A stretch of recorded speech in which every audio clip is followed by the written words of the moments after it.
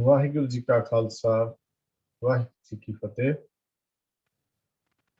परम सन्मानयोग गुरु सवारे गुरु प्यारिओ, अज की इस गुरमत क्लास विच आप सारिਆਂ ਨੂੰ जी आया। सतगुरु जी की बख्शिश कृपा सदका असी किसी ना किसी सबजैक्ट के उत्ते विचारा करते हाँ। अज असी एक शब्द जो भगत कबीर जी का उच्चारण किया हुआ राग गौड़ी दे विच है, मोको कुशल बतावो कोई, कुशल कुशल करते जग बिनसै, कुशल भी कैसे हुई। ये रहाओ की पंक्ति है शब्द की। इस शब्द की असी विचार प्रेजेंटेशन राही वीर MP सिंह जी पासों सर्वन कर रहे हाँ। मैं वीर MP सिंह जी को बेनती कर रहा हाँ कि इस अज की विचार आरंभ की जाए। वाहिगुरु जी का खालसा वाहिगुरु जी की फतेह। एक ओंकार सतनाम करता पुरख निर्भव निर्वैर अकाल मूरत अजूनी सैभं गुर प्रसाद। अज की क्लास विच हाजिर सारे पार्टिसिपेंट्स को जी आया आखते हैं जी। आओ सब तो पहला गुरु पातशाह की बख्शिश की हुई फतेह की सांझ करिए जी। वाहिगुरु जी का खालसा वाहिगुरु जी की फतेह। जिवें आप जी ने वीर जी पासों सुनिया है कि अज का जो शब्द है उसकी रहाओ की पंक्ति मोको कुशल बतावो कोई, उस आधार पर ही इस प्रेजेंटेशन का सिरलेख भी रखा गया है। ये शब्द जोड़ा है भगत कबीर जी का राग गौड़ी बैरागन के अंदर उच्चारण किया होया गुरु ग्रंथ साहब जी के पन्ना 332 के उपर सुशोभित है। इस शब्द के विच जो मुख विषय है कुशल का ही है। कुशल भाव सुख। दुनियावी हर इंसान की यही चेष्टा होंदी है, यही कोशिश होंदी है कि उहदे जीवन दे विच सुख ही सुख रहन, दुख ना आन। तो इस शब्द के राही भगत कबीर जी ने सानू कुछ विचार दिते हैं कि जीवन च असल सुख किवें आ सकता है। उन्होंने अपने आले दुआले देखा कि समाज में लोग किवें सुख की खातर किहड़े किहड़े कर्म करते हैं, किस किस तरह के ढंग के तरीके अपनाते हैं। वो आले दुआले के लोगों का जो तरीके है वो देख के और जो समाज विच प्रचलित भरम वहम हैं उन्होंने भी चंगी तरह समझ के कबीर जी ने इस शब्द विच जो उपदेश दिता है उस दे नाल अज असीं सांझ पावांगे। सो सवाल जो मुख इस शब्द दे विच भगत कबीर जी ने साडे नाल साझा किया है वो है कि जिंदगी में कुशल हुंदा किवें है। कुशल का मतलब सुख शांत आनंद।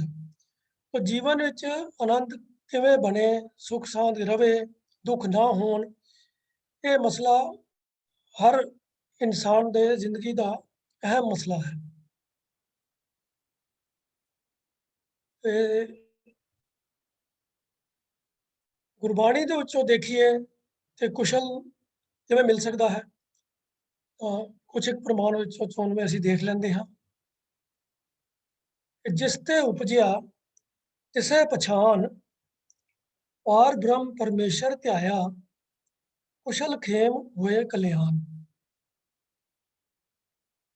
जिसते उपजिया हे इंसान, जिस तो तेरी उपज हुई है, जिसने तेनों पैदा किया है, तो उसे पार ब्रह्म नूं परमेश्वर नूं पछाण लै कि जिहड़े भी जीव पार ब्रह्म परमेश्वर का ध्यान करते हैं उन्हां दे जीवन च हमेशा ही कुशल खेम कल्याण ये हमेशा तौर पर रहिंदे हैं। ये सारे लफ्ज़ों का तकरीबन समअर्थक ही भाव है। कुशल का मतलब ही सुख शांत, खेम मैंने भी खुशी, कल्याण मैंने भी यही है चंगा ही चंगा वापरना, माड़ा ना होना, सुख शांत होना। एक होर प्रमाण विच गुरबाणी च सानू ये गल पढ़न ਨੂੰ ਮਿਲਦੀ ਹੈ ਕਿ ਪ੍ਰਭ ਸਿਮਰਤ ਕੁਸ਼ਲ ਸਭ ਪਾਏ ਹਰ ਬਾਹਰ ਸੁਖ ਸਹਿਜ ਸੁਭਾਏ। ਜਿਹੜਾ ਵੀ ਇਨਸਾਨ ਪ੍ਰਭੂ ਦਾ ਸਿਮਰਨ ਕਰਦਾ ਹੈ ਉਹ ਸਭ ਤਰ੍ਹਾਂ ਦੇ ਸੁੱਖ ਪ੍ਰਾਪਤ ਕਰ ਲੈਂਦਾ ਹੈ, ਕੁਸ਼ਲ ਸਭ ਪਾਏ। ਔਰ ਨਿਰੇ ਘਰ ਵਿੱਚ ਹੀ ਨਹੀਂ, ਘਰ ਵੀ ਬਾਹਰ ਵੀ ਸਭ ਜਗ੍ਹਾ ਉਹਦੇ ਜੀਵਨ ਦੇ ਵਿੱਚ ਸੁੱਖ ਸਹਿਜ ਅਡੋਲਤਾ ਹਰ ਤਰ੍ਹਾਂ ਦਾ ਸੁੱਖ ਹਰ ਤਰ੍ਹਾਂ ਦਾ ਦੀ ਅਡੋਲਤਾ ਜਿਹੜੀ ਉਹਦੇ ਜੀਵਨ ਵਿੱਚ ਬਣੀ ਰਹਿੰਦੀ ਹੈ। ਉਹ ਬੜਾ ਸਪਸ਼ਟ ਉਪਦੇਸ਼ ਹੈ ਗੁਰਬਾਣੀ ਦਾ ਕਿ ਭਈ ਜੀਵਨ ਵਿੱਚ ਸੁੱਖ ਚਾਹੀਦਾ ਹੈ ਤੇ ਪ੍ਰਭੂ ਪਰਮਾਤਮਾ ਦੇ ਨਾਲ ਧਿਆਨ ਜੋੜ, ਉਸੇ ਦੀ ਹੀ ਯਾਦ ਨੂੰ ਹਿਰਦੇ 'ਚ ਵਸਾ, ਉਸੇ ਨੂੰ ਸਿਮਰਨ ਕਰ, ਉਸੇ ਦਾ ਧਿਆਨ ਧਰ। ਪਰ ਸੋਚਣ ਵਾਲੀ ਗੱਲ ਇਹ ਹੈ ਕਿ ਜਿਹੜੇ ਅਸੀਂ ਗੁਰਬਾਣੀ ਪੜ੍ਹਨ ਵਾਲੇ ਹਾਂ, ਚਲੋ ਸਮਾਜ ਵਿੱਚ ਹੋਰ ਬਥੇਰੇ ਤਰ੍ਹਾਂ ਦੇ ਅਲੱਗ-ਅਲੱਗ ਵਿਸ਼ਵਾਸਾਂ ਦੇ ਲੋਕ ਹਨ, ਅਲੱਗ-ਅਲੱਗ ਧਰਮਾਂ ਨੂੰ ਫਾਲੋ ਕਰਨ ਵਾਲੇ ਹਨ, ਪਰ ਜਿਹੜੇ ਅਸੀਂ ਆਪਣੇ ਆਪ ਨੂੰ ਗੁਰਮੁਖ ਅਖਵਾਉਂਦੇ ਹਾਂ, ਗੁਰਸਿੱਖ ਅਖਵਾਉਂਦੇ ਹਾਂ, ਗੁਰਬਾਣੀ ਨੂੰ ਪੜ੍ਹ ਕੇ ਉਹਨੂੰ ਫਾਲੋ ਕਰਨ ਦਾ ਦਾਅਵਾ ਕਰਦੇ ਹਾਂ ਕਿ ਅਸੀਂ ਵਾਕਈ ਹੀ ਇਹਨਾਂ ਉਪਦੇਸ਼ਾਂ ਨੂੰ ਆਪਣੇ ਜੀਵਨ ਦੇ ਵਿੱਚ ਵਰਤਦੇ ਹਾਂ ਕਿ ਨਹੀਂ, ਕਿ ਬਾਕੀ ਦੇ ਦੁਨੀਆ ਦੇ ਲੋਕ ਵੀ ਸੁੱਖ ਵਾਸਤੇ ਇਸ ਉਪਦੇਸ਼ ਨੂੰ ਧਿਆਨ ਵਿੱਚ ਰੱਖਦੇ ਹਨ। ਤੋ ਦੇਖਣ ਵਾਲੀ ਚੀਜ਼ ਹੈ, ਕੁਝ ਵਿਚਾਰ ਕਰੀਏ ਕਿ ਲੋਕਾਂ ਦਾ ਤਰੀਕਾ ਕੀ ਹੈ। ਆਮ ਤੌਰ ਤੇ ਜਿਹੜੇ ਪੰਡਤਾਂ ਦੇ ਦੱਸੇ ਰਾਹ ਤੇ ਚੱਲਦੇ ਹਨ, ਉਹ ਪਿਤਰਾਂ ਦੇ ਨਿਮਿਤ ਸਰਾਧ ਕਰਾ ਕੇ ਸਮਝਦੇ ਹਨ ਕਿ ਹੁਣ ਘਰ ਵਿੱਚ ਸਭ ਕੁਸ਼ਲ ਹੀ ਹੋਵੇਗਾ। ਇਹ ਉਹਨਾਂ ਦੇ ਧਾਰਮਿਕ ਗ੍ਰੰਥਾਂ ਵਿੱਚ, ਸ਼ਾਸਤਰ ਆਦਿਕ ਦੇ ਵਿੱਚ ਇਹ ਗੱਲ ਲਿਖੀ ਵੀ ਮਿਲਦੀ ਹੈ ਔਰ ਇਸੇ ਉਪਦੇਸ਼ ਨੂੰ ਪੰਡਿਤ ਲੋਕ ਆਪਣੇ ਜਜਮਾਨਾਂ ਨੂੰ ਸਮਝਾਉਂਦੇ ਵੀ ਹਨ ਕਿ ਭਈ ਇਹ ਸਰਾਧ ਕਰਾਓਗੇ ਪਿਤਰਾਂ ਦੇ ਨਿਮਿਤ ਤੇ ਘਰ ਵਿੱਚ ਕੁਸ਼ਲ ਰਹੇਗਾ, ਸੁਖ ਸਾਂਦ ਰਹੇਗੀ।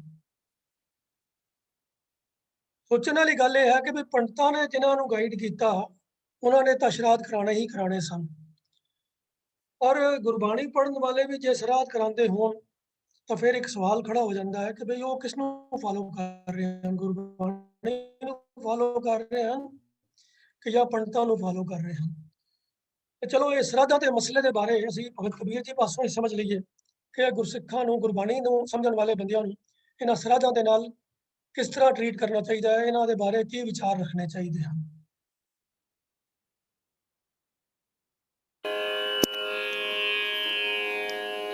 मोको कुशल बताओ कोई, मोको कुशल बताओ कोई, कुशल कुशल करते जग बिनसै, कुशल भी कैसे होय। कुशल कुशल करते जग बिनसै, कुशल भी कैसे होय।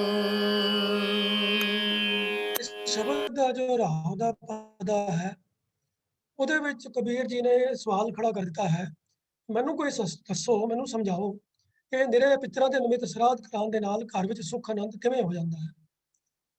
ਸਾਰਾ ਸੰਸਾਰ ਇਸੇ ਭਰਮ ਵਹਿਮ ਦੇ ਵਿੱਚ ਹੀ ਖਪ ਰਿਹਾ ਹੈ ਕਿ ਪਿਤਰਾਂ ਨਿਮਿਤ ਸ਼ਰਾਧ ਕੀਤਿਆਂ ਘਰ ਵਿੱਚ ਸੁੱਖ ਆਨੰਦ ਬਣ ਜਾਂਦਾ ਹੈ, ਪਰ ਕੋਈ ਮੈਨੂੰ ਸਮਝਾਓ ਤਾਂ ਸਹੀ ਕਿ ਕਿਸ ਤਰੀਕੇ ਦੇ ਨਾਲ ਪਿਤਰਾਂ ਦੇ ਨਿਮਿਤ ਸ਼ਰਾਧ ਕਰਾਉਣ ਦੇ ਨਾਲ ਘਰ ਵਿੱਚ ਕੁਸ਼ਲ ਹੋ ਜਾਂਦਾ ਹੈ, ਘਰ ਵਿੱਚ ਸੁੱਖ ਹੁੰਦਾ ਹੈ।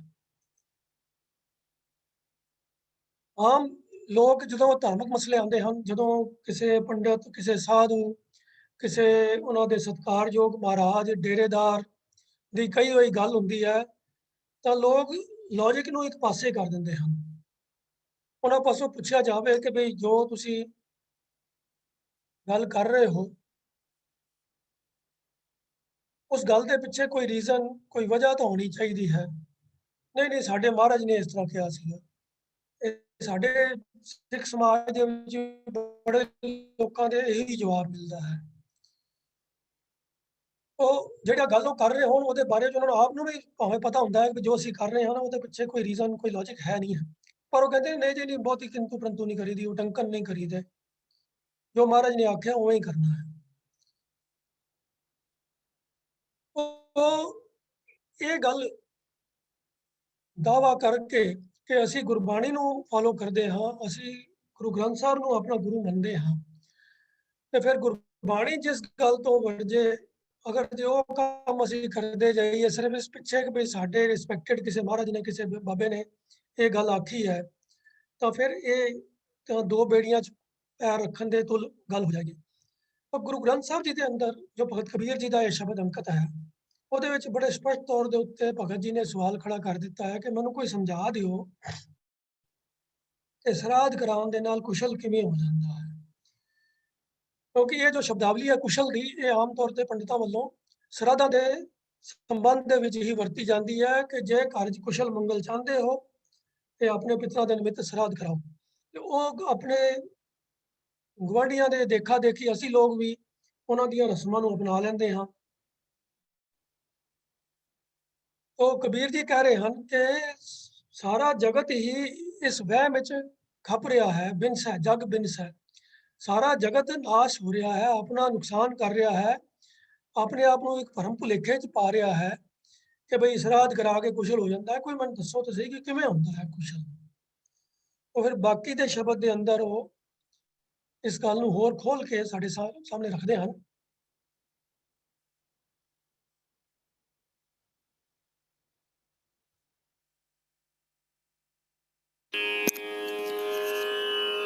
जीवत पितर न माने को, जीवत पितर न माने को, मुए श्राद्ध कराई, पितर बिबपुरे को क्यों पावे, कौआ कुकर खाए, पितर बिबपुरे को क्यों पावे, कौआ कुकर ਇਸ ਪੰਕਤੀ ਵਿੱਚ खाए। ਭਗਤ ਕਬੀਰ ਜੀ ਗੱਲ ਕਰਦੇ ਹਨ ਕਿ ਵੀ ਜਿਉਂਦੇ ਜੀ ਤੇ ਆਪਣੇ ਵੱਡੇ ਵਡੇਰੇ ਪਿਓ ਦਾਦੇ ਪੜਦਾਦੇ ਆਦਿ ਜੋ ਮਰ ਕੇ ਪਰਲੋਕ ਜਾ ਚੁੱਕੇ ਹਨ, ਉਹਨਾਂ ਦੇ ਆਪਣੇ ਵਿਸ਼ਵਾਸ ਮੁਤਾਬਕ ਹੁਣ ਉਹ ਇਸ ਲੋਕ 'ਚ ਨਹੀਂ ਪਰ ਉਹ ਪਰਲੋਕ 'ਚ ਰਹਿੰਦੇ ਹਨ। ਇਹ ਸਨਾਤਨ ਮਤ ਦਾ ਵਿਸ਼ਵਾਸ ਹੈ। ਤਾਂ ਕਬੀਰ ਜੀ ਸਵਾਲ ਕਰਦੇ ਹਨ ਕਿ ਭਈ ਜਿਉਂਦੇ ਜੀ ਤਾਂ ਤੁਸੀਂ ਉਹਨਾਂ ਨੂੰ ਮੰਨਦੇ ਨਹੀਂ ਹੋ ਤੇ ਮਰਨ ਤੋਂ ਬਾਅਦ ਤੁਸੀਂ ਉਹਨਾਂ ਦੇ ਨਿਮਿਤ ਸ਼ਰਾਧ ਕਰਾਉਂਦੇ ਹੋ। ਸ਼ਰਾਧ ਕੀ ਹੁੰਦੇ ਹਨ? ਪਿਤਰਾਂ ਦੇ ਨਿਮਿਤ ਬ੍ਰਾਹਮਣਾਂ ਨੂੰ ਖਵਾਇਆ ਹੋਇਆ ਭੋਜਨ, ਜੋ ਹਰ ਸਾਲ ਅੱਸੂ ਦੇ ਮਹੀਨੇ ਹਿੰਦੂ ਲੋਕ ਕਰਦੇ ਹਨ। ਉਹਦੇ ਵਿੱਚ ਬ੍ਰਾਹਮਣਾਂ ਨੂੰ ਭੋਜਨ ਖਿਲਾਉਂਦੇ ਹਨ ਤੇ ਉਹਨਾਂ ਦਾ ਵਿਸ਼ਵਾਸ ਇਹ ਹੁੰਦਾ ਹੈ ਕਿ ਇਹ ਖਵਾਇਆ ਹੋਇਆ ਭੋਜਨ ਪਿਤਰਾਂ ਨੂੰ ਪਹੁੰਚ ਜਾਏਗਾ। ਫਿਰ ਇਸ ਤੋਂ ਇਲਾਵਾ ਬ੍ਰਾਹਮਣਾਂ ਨੂੰ ਤਾਂ ਖਿਲਾਉਂਦੇ ਹੀ ਹਨ, ਉਸ ਤੋਂ ਇਲਾਵਾ ਕਾਵਾਂ ਕੁੱਤਿਆਂ ਨੂੰ ਵੀ ਉਹ ਭੋਜਨ ਜਿਹੜਾ ਹੈ ਉਹ ਖਵਾਇਆ ਜਾਂਦਾ ਹੈ। ਸੋ ਇਹ ਸ਼ਰਾਧ ਜਿਹੜੇ ਹਨ ਇਹ ਵੀ ਹਿੰਦੂ ਮਤ ਦੇ ਵਿੱਚ ਇਹਦੇ 4 ਤਰੀਕੇ ਦੇ ਹਨ। ਸ਼ਰਾਧ ਜਿਹੜਾ ਲਫ਼ਜ਼ ਹੈ ਇਹਦਾ ਓਰੀਜਨ ਹੈ ਸ਼ਰਧਾ ਨਾਲ ਕੀਤਾ ਹੋਇਆ ਕਰਮ। ਤੋ ਇਹ ਪਿਤਰਾਂ ਵਾਸਤੇ ਸ਼ਰਧਾ ਨਾਲ ਕੀਤੇ ਹੋਏ ਅੰਨ ਵਸਤਰ ਤੇ ਭੋਜਨ ਆਦਿ ਜਿਹੜਾ ਬ੍ਰਾਹਮਣਾਂ ਨੂੰ ਖਵਾ ਕੇ ਉਹਨਾਂ ਵਾਸਤੇ ਦਾਨ ਕੀਤਾ ਜਾਂਦਾ ਹੈ। ਉਹ 4 ਪ੍ਰਕਾਰ ਦੇ ਸ਼ਰਾਧ ਹਨ। ਪਹਿਲਾ ਤਾਂ ਹੈ ਨਿੱਤਯ ਸ਼ਰਾਧ, ਬਈ ਜਿਹੜਾ ਰੋਜ਼ ਹੀ ਕਰਨਾ ਹੈ। ਤੇ ਉਹ ਪਿਤਰਾਂ ਦੇ ਲਈ ਜਲ ਦੇਣਾ, ਜਿਵੇਂ ਉਹ ਕਈ ਵਾਰੀ ਸੂਰਜ ਦੇ ਤੁਸੀਂ ਦੇਖਦੇ ਹੋਵੋਗੇ ਹਿੰਦੂ ਲੋਕ ਸਵੇਰੇ ਸਵੇਰੇ ਜਿਸਲੇ ਸੂਰਜ ਚੜ੍ਹਦਾ ਹੈ ਤਾਂ ਇੱਕ ਲੋਟੇ ਦੇ ਵਿੱਚ ਪਾਣੀ ਲੈ ਕੇ ਸੂਰਜ ਵਾਲੇ ਪਾਸੇ ਮੂੰਹ ਕਰਕੇ ਉਹ ਨਮਸਕਾਰ ਕਰਦੇ ਹਨ ਤੇ ਫਿਰ ਪਾਣੀ ਨੂੰ ਡੋਲ ਦਿੰਦੇ ਹਨ ਤੇ ਉਹ ਇਹ ਅਜ਼ਿਊਮ ਕਰਦੇ ਹਨ ਕਿ ਇਹ ਸੂਰਜ ਦੇ ਰਾਹੀਂ ਇਹ ਪਾਣੀ ਜਿਹੜਾ ਹੈ ਸੂਰਜ ਦੇ ਲੋਕ ਦੇ ਵਿੱਚ ਜਿਹੜੇ ਸੂਰਜ ਲੋਕ ਵਿੱਚ ਬੈਠੇ ਸਾਡੇ ਪਿੱਤਰ ਨੇ ਉਹਨਾਂ ਨੂੰ ਪਹੁੰਚ ਜਾਏਗਾ। ਇਹ ਨਿੱਤਯ ਸ਼ਰਾਧ ਹੈ। ਫਿਰ ਇੱਕ ਪਾਰਵਨ ਸ਼ਰਾਧ ਹੈ ਜੋ ਮੱਸਿਆ ਆਦਿਕ ਖਾਸ ਦਿਹਾੜੀਆਂ ਦੇ ਉੱਤੇ ਕੀਤਾ ਜਾਂਦਾ ਹੈ। ਤੀਸਰਾ ਹੈ ਕਿਆ ਸ਼ਰਾਧ, ਜੋ ਮਰੇ ਹੋਏ ਪਿੱਤਰ ਦੇ ਦੇਹਾਂਤ ਵਾਲੇ ਦਿਨ ਕਰਨਾ, ਜਿਸ ਦਿਨ ਉਹਦੀ ਡੈਥ ਐਨਵਰਸਰੀ ਹੋਵੇ ਉਸ ਦਿਨ ਕਰਨਾ, ਉਹਨੂੰ ਕਿਆ ਸ਼ਰਾਧ ਕਹਿੰਦੇ ਹਨ। ਤੇ ਚੌਥਾ ਹੁੰਦਾ ਹੈ ਮਹੱਲੇ ਸ਼ਰਾਧ, ਜੋ ਇਹ ਜਿਹੜੇ 15-16 ਦਿਨ ਆਉਂਦੇ ਹਨ ਅੱਸੂ ਦੇ ਮਹੀਨੇ ਦੇ ਅੰਦਰ ਪਹਿਲੇ ਪੱਖ 'ਚ, ਅੱਸੂ ਦੇ ਪਹਿਲੇ ਪੱਖ 'ਚ ਆਉਂਦੇ ਹਨ। ਉਹ 15 ਦਿਨ ਜਿਹੜੇ ਹਨ ਉਹਨਾਂ ਦੇ ਵਿੱਚ ਫਿਰ ਸਾਰਿਆਂ ਦੇ ਜਿਸ ਸਥਿਤ ਨੂੰ ਉਹਨਾਂ ਦੇ ਬਜ਼ੁਰਗਾਂ ਦੀ ਡੈਥ ਹੋਈ ਹੁੰਦੀ ਹੈ ਉਸ ਸਥਿਤ ਨੂੰ ਜਿਹੜਾ ਉਹ ਸ਼ਰਾਧ ਦਾ ਜਿਹੜਾ ਕਰਮਕਾਂਡ ਹੈ ਉਹ ਕਰਦੇ ਹਨ। ਤੇ ਅਖੀਰਲਾ ਸ਼ਰਾਧ ਜਿਹੜਾ ਹੈ ਉਹ ਕਾਵਾਂ ਕੁੱਤਿਆਂ ਦਾ ਹੁੰਦਾ ਹੈ, ਜਿਨ੍ਹਾਂ ਨੂੰ ਥਿਤ ਪਤਾ ਨਹੀਂ ਹੁੰਦੀ ਜਾਂ ਜਿਨ੍ਹਾਂ ਨੂੰ ਹੋਰ ਕੋਈ ਸਮਝ ਨਾ ਆਵੇ, ਤੇ ਉਹ ਅਖੀਰਲੀ ਜਿਹੜੀ ਤਰੀਕ ਹੁੰਦੀ ਹੈ ਸ਼ਰਾਧਾਂ ਦੀ, ਉਸ ਤਰੀਕ ਨੂੰ ਸਾਰਿਆਂ ਦਾ ਸਾਂਝਾ ਦਿਨ ਹੁੰਦਾ ਹੈ। ਤੇ ਉਸ ਦਿਨ ਉਹ ਕਾਵਾਂ ਕੁੱਤਿਆਂ ਨੂੰ ਖਵਾ ਕੇ ਜਾਂ ਬ੍ਰਾਹਮਣਾਂ ਨੂੰ, ਕਿਉਂਕਿ ਫਿਰ ਉਸ ਦਿਨ ਰਸ਼ ਬਹੁਤ ਹੁੰਦਾ ਹੈ, ਤੇ ਜਿਹਨੂੰ ਨਾ ਮਿਲਣ ਉਹ ਫਿਰ ਕਾਵਾਂ ਕੁੱਤਿਆਂ ਨੂੰ ਖਵਾ ਕੇ ਵੀ ਆਪਣੀ ਤਸੱਲੀ ਕਰ ਲੈਂਦੇ ਹਨ। ਤੇ ਜਿੱਦਾਂ ਬ੍ਰਾਹਮਣਾਂ ਨੂੰ ਖਵਾ ਕੇ ਬਚ ਜਾਂਦਾ ਹੈ, ਉਹ ਵੀ ਕਾਵਾਂ ਕੁੱਤਿਆਂ ਨੂੰ ਸ਼ਰਾਧ ਦਾ ਭੋਜਨ ਖਵਾਉਂਦੇ ਹਨ। ਇਹ ਸਨਾਤਨ ਮਤ ਦੇ ਵਿੱਚ ਜੋ ਸ਼ਰਾਧ ਦੀ ਮਰਿਆਦਾ ਹੈ, ਜੋ ਅਲੱਗ-ਅਲੱਗ ਉਹਦੇ ਭੇਦ ਹਨ। ਸੋ ਕਬੀਰ ਜੀ ਨੇ ਇਸ ਪਦੇ ਵਿੱਚ ਆਖਿਆ ਹੈ ਕਿ ਜੀਵਤ ਪਿਤਰ ਨਾ ਮਾਨੇ ਕੋ, ਜਿਉਂਦੇ ਜੀ ਤਾਂ ਆਪਣੇ ਬਜ਼ੁਰਗਾਂ ਨੂੰ ਪਿਤਰਾਂ ਨੂੰ ਕੋਈ ਮੰਨਦਾ ਨਹੀਂ ਹੈ, ਕੋਈ ਆਦਰ ਸਤਿਕਾਰ ਕਰਦਾ ਨਹੀਂ ਹੈ। ਉਹ ਸ਼ਰਾਧ ਕਰਾਈ, ਮਰਨ ਤੋਂ ਮਗਰੋਂ ਤੁਸੀਂ ਉਹਨਾਂ ਦੇ ਨਿਮਿਤ ਭੋਜਨ ਖਵਾਉਂਦੇ ਰਹਿੰਦੇ ਹੋ ਕਿ ਵੀ ਉਹਨਾਂ ਨੂੰ ਪਹੁੰਚ ਜਾਏ। ਪਰ ਵਿਚਾਰੇ ਪਿੱਤਰ ਭਲਾ ਉਹ ਕਿਵੇਂ ਹਾਸਲ ਕਰਨਗੇ? ਤੁਸੀਂ ਤਾਂ ਜਾਂ ਬ੍ਰਾਹਮਣਾਂ ਨੂੰ ਖਵਾ ਰਹੇ ਹੋ ਤੇ ਜਾਂ ਕਾਵਾਂ ਕੁੱਤਿਆਂ ਨੂੰ ਖਵਾ ਰਹੇ ਹੋ। ਤੋ ਇਹ ਕਿਹੜੀ ਕੁਰੀਅਰ ਸਰਵਿਸ ਹੈ ਜਿਹੜੀ ਬ੍ਰਾਹਮਣ ਦੇ ਪੇਟ ਵਿੱਚੋਂ ਸਮਾਨ ਨੂੰ ਪਿਤਰਾਂ ਤੱਕ ਪਹੁੰਚਾ ਦੇਗੀ, ਜਾਂ ਕਾਵਾਂ ਕੁੱਤਿਆਂ ਦੇ ਪੇਟ ਵਿੱਚੋਂ ਕੱਢ ਕੇ ਤੇ ਪਿਤਰਾਂ ਤੱਕ ਪਹੁੰਚਾ ਦੇਗੀ? ਉਹ ਭੋਜਨ ਕਿਵੇਂ ਉਹਨਾਂ ਨੂੰ ਪਹੁੰਚੇਗਾ? ਫਿਰ ਕਿਸ ਤਰ੍ਹਾਂ ਦਾ ਭੋਜਨ ਉਹਨਾਂ ਨੂੰ ਚਾਹੀਦਾ ਹੈ? ਬ੍ਰਾਹਮਣ ਤਾਂ ਉਹ ਖਾਏਗਾ ਜੋ ਉਹਨੂੰ ਚੰਗਾ ਲੱਗਦਾ ਹੈ। ਤੁਸੀਂ ਆਪਣੇ ਵੱਲੋਂ ਭਾਵੇਂ 10-20 ਚੀਜ਼ਾਂ ਬਣਾਈਆਂ ਹੋਣ, ਬ੍ਰਾਹਮਣ ਨੇ ਤਾਂ ਉਹ ਚੀਜ਼ ਖਾਣੀ ਹੈ ਜਿਹੜੀ ਉਹਨੂੰ ਚੰਗੀ ਲੱਗਦੀ ਹੈ, ਬਾਕੀ ਦੀਆਂ ਉਹਨੇ ਛੱਡ ਦੇਣੀਆਂ ਨੇ। ਤੇ ਹੋ ਸਕਦਾ ਹੈ ਕਿ ਤੁਹਾਡੇ ਪਿਤਰਾਂ ਨੂੰ ਉਹ ਵਾਲੀ ਚੀਜ਼ ਪਸੰਦ ਨਾ ਆਉਂਦੀ ਹੋਵੇ, ਤੇ ਫਿਰ ਜੇ ਉਹ ਪਹੁੰਚਾ ਵੀ ਰਿਹਾ ਹੋਵੇ ਤੇ ਉਹ ਤਾਂ ਫਿਰ ਗਲਤ ਚੀਜ਼ ਪਹੁੰਚ ਜਾਏਗੀ। ਕੋਈ ਇੱਕ ਕਿਸੇ ਦੀ ਇਸ ਤਰ੍ਹਾਂ ਦੀ ਹਾਸੇ ਦੀ ਘਟਨਾ ਵੀ ਆਉਂਦੀ ਹੈ, ਇੱਕ ਬੰਦਾ ਦਾ ਕਿ ਵੀ ਬ੍ਰਾਹਮਣ ਨੇ ਕਿਹਾ ਕਿ ਵੀ ਜੋ ਤੇਰੇ ਪਿਤਰਾਂ ਨੂੰ ਚੰਗਾ ਲੱਗਦਾ ਸੀ ਨਾ, ਤੂੰ ਉਹ ਭੋਜਨ ਖਵਾ ਦੇ ਤੇ ਉਹ ਅਸੀਂ ਉਹਨਾਂ ਨੂੰ ਪਹੁੰਚਾ ਦਿਆਂਗੇ। ਉਹ ਕਹਿਣ ਲੱਗਾ ਜੀ ਕਿ ਮੇਰੇ ਬਾਪੂ ਜੀ ਤਾਂ ਡਾਇਬਟੀਜ਼ ਦੇ ਮਰੀਜ਼ ਸੀਗੇ, ਤੇ ਉਹ ਤਾਂ ਖਾਣਾ ਖਾਣ ਤੋਂ ਪਹਿਲੇ ਨਾ ਉਹਦਾ ਸ਼ੂਗਰ ਦਾ ਇੰਜੈਕਸ਼ਨ ਲਗਾਉਂਦੇ ਸੀਗੇ, ਉਸ ਤੋਂ ਪਿੱਛੋਂ ਕੁਝ ਖਾਂਦੇ ਸੀਗੇ। ਤਾਂ ਪਹਿਲਾਂ ਮੈਂ ਤਾਂ ਤੁਹਾਨੂੰ ਇੰਜੈਕਸ਼ਨ ਲਗਾਵਾਂਗਾ। ਉਹ ਪੰਡਤ ਵਿਚਾਰਾ ਪਰੇਸ਼ਾਨ ਹੋ ਗਿਆ। ਉਹ ਕਹਿੰਦੇ ਨਹੀਂ ਨਹੀਂ, ਇਹ ਨਹੀਂ ਹੋ ਸਕਦਾ, ਬਸ ਤੂੰ ਜੋ ਖਵਾਉਣਾ ਹੈ ਉਹ ਖਵਾ ਦੇ। ਤੇ ਉਹ ਫਿਰ ਕਹਿੰਦੇ ਖਾਣਾ ਵੀ ਸਾਰਾ ਹੋਏਗਾ ਬਿਨਾਂ ਖੰਡ ਤੋਂ ਹੋਏਗਾ, ਤੇ ਉਹਨਾਂ ਦਾ ਬਲੱਡ ਪ੍ਰੈਸ਼ਰ ਵੀ ਹਾਈ ਹੁੰਦਾ ਸੀਗਾ, ਇਸ ਕਰਕੇ ਅਸੀਂ ਲੂਣ ਵੀ ਨਹੀਂ ਸੀ ਉਹਨਾਂ ਨੂੰ ਪਾਉਂਦੇ। ਹੁਣ ਪੰਡਤ ਦੀ ਮੁਸੀਬਤ ਬਣ ਗਈ, ਨਾ ਵਿੱਚ ਖੰਡ ਹੈ, ਨਾ ਮਿੱਠਾ ਹੈ, ਨਾ ਲੂਣਾ ਹੈ, ਤੇ ਬੇਸਵਾਦਾ ਭੋਜਨ। ਉਹਨੇ ਮਸਾਂ ਫਿਰ ਆਪਣਾ ਖਹਿੜਾ ਛੁਡਾਇਆ ਕਿ ਨਹੀਂ ਬਸ ਜਿਤਨਾ ਭੋਜਨ ਹੋ ਗਿਆ ਇਹ ਪਹੁੰਚ ਜਾਏਗਾ, ਜ਼ਿਆਦਾ ਨਹੀਂ ਭੇਜੀ ਤਾਂ ਪੁੱਤਰਾਂ ਨੂੰ ਬਦਹਜ਼ਮੀ ਹੋ ਜਾਏਗੀ। ਤੋ ਹੈ ਤਾਂ ਇਹ ਭਰਮ ਵਹਿਮ, ਲੋਕਾਂ ਨੂੰ ਮੂਰਖ ਬਣਾਉਣ ਦੇ ਤਰੀਕੇ। ਪਰ ਲੋਕ ਜਿਹੜੇ ਹਨ ਪੜ੍ਹੇ ਲਿਖੇ ਵੀ, ਬੜੇ ਬੜੇ ਚੰਗੇ ਪੜ੍ਹੇ ਲਿਖੇ ਡਾਕਟਰ, ਇੰਜੀਨੀਅਰ, ਹੋਰ ਸਾਇੰਟਿਸਟ, ਉਹਨਾਂ ਲੋਕਾਂ ਨੂੰ ਵੀ ਅਸੀਂ ਇਹਨਾਂ ਦਿਨਾਂ ਦੇ ਵਿੱਚ ਸ਼ਰਾਧ ਕਰਦਿਆਂ, ਇਹ ਰਸਮਾਂ ਪੂਰੀਆਂ ਕਰਦਿਆਂ ਦੇਖਦੇ ਹਾਂ। ਉਸ ਵੇਲੇ ਉਹਨਾਂ ਦੀ ਆਪਣੀ ਸਾਰੀ ਸਿਆਣਪ ਅਕਲ ਪਤਾ ਨਹੀਂ ਕਿਹੜੇ ਪਾਸੇ ਉਹ ਲੋਕਰ 'ਚ ਬੰਦ ਕਰ ਦਿੰਦੇ ਹਨ। ਜੋ ਪੰਡਤ ਕਹੀ ਜਾਂਦਾ ਹੈ ਆਪਣਾ ਅਕਲ ਨੂੰ ਤਾਲਾ ਲਗਾ ਕੇ ਉਹ ਸਾਰੇ ਕੰਮ ਕਰੀ ਜਾਂਦੇ ਹਨ। ਪਰ ਕਬੀਰ ਜੀ, ਜਿਨ੍ਹਾਂ ਨੂੰ ਉਸ ਵਕਤ ਦੇ ਜ਼ਮਾਨੇ ਦੇ ਵਿੱਚ ਲੋਕ ਮਜ਼ਾਕਾਂ ਕਰਦੇ ਸੀਗੇ, ਜੁਲਾਇਆ ਸਮਝ ਕੇ ਲੋਕ ਉਹਨਾਂ ਨੂੰ ਅਨਪੜ੍ਹ ਗਵਾਰ ਕਹਿੰਦੇ ਸੀਗੇ, ਔਰ ਦੁਨਿਆਵੀ ਪੜ੍ਹਾਈ ਤਾਂ ਵਾਕਈ ਉਹਨਾਂ ਨੇ ਕੋਈ ਕੀਤੀ ਨਹੀਂ ਸੀ ਹੋਈ, ਕਿਉਂਕਿ ਉਹਨਾਂ ਨੂੰ ਸਕੂਲਾਂ 'ਚ ਪੜ੍ਹਨ ਦੀ ਪਰਮਿਸ਼ਨ ਹੀ ਨਹੀਂ ਸੀ ਹੁੰਦੀ ਉਦੋਂ।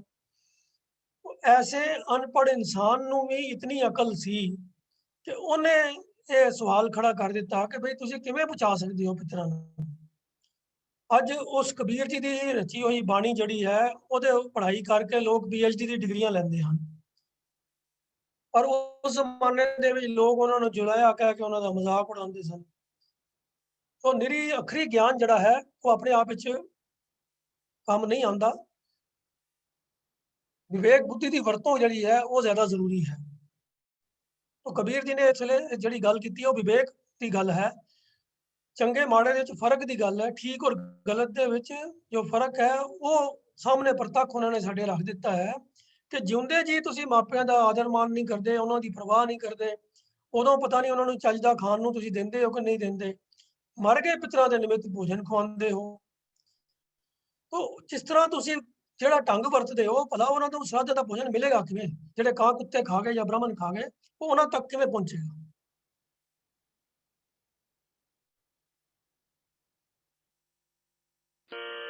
ਭਾਈ ਗੁਰਦਾਸ ਜੀ ਦੀ ਇੱਕ ਮਾਪਿਓ ਪਰ ਹਰ ਭਾਈ ਗੁਰਦਾਸ ਜੀ ਦੀ ਇੱਕ ਪੌੜੀ ਹੈ, ਉਹਦੇ ਵਿੱਚ ਉਹਨਾਂ ਨੇ ਇਸ ਗੱਲ ਬਾਰੇ ਬੜਾ ਸੋਹਣਾ ਬਿਆਨ ਕੀਤਾ ਹੈ। तो आओ ਸਰਵਣ ਕਰੀਏ। ਮਾਪਿਓ ਪਰ ਹਰ ਸੁਨੇ ਵੇਦ वेद न जाने कथा कहानी।